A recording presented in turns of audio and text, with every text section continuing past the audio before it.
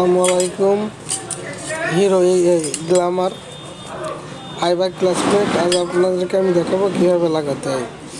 ক্লাসমেটের ভিতরে দুইটা পার্ট আছে। আসলে ম্যাক্সিমাম মিস্ত্রিরা বোঝে না কোনটা আগে দিতে হয় কোনটা পরে দিতে হয়।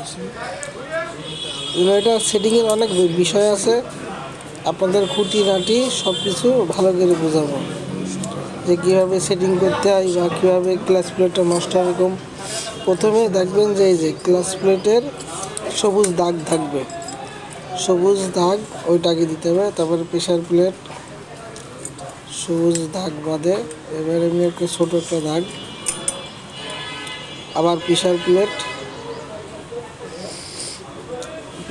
লাগাতে একটু ঝামেলা হয়, দাঁত মিলে না তো। আচ্ছা, আবার ক্লাস প্লেট, আবার প্রেশার প্লেট, এই যে ক্লাস প্লেট,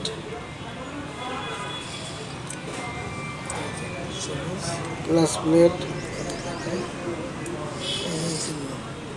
এই যে সবুজ দাগ দেখতে পাচ্ছেন।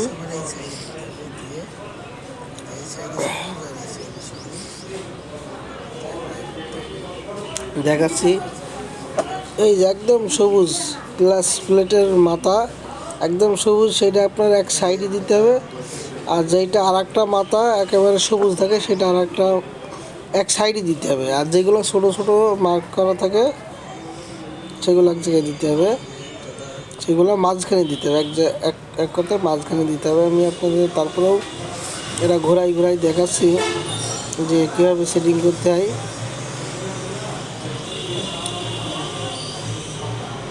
দেখাচ্ছি আমি আগে সব এক জায়গায় করে নিয়ে দেখাচ্ছি।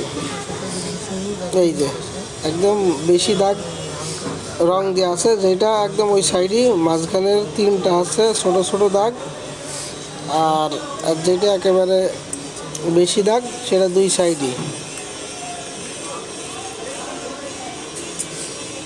আচ্ছা যাই হোক, এটা লাগাইনি। এই যে, এবং এখানে একটা জিনিস লক্ষ্য করতে হবে,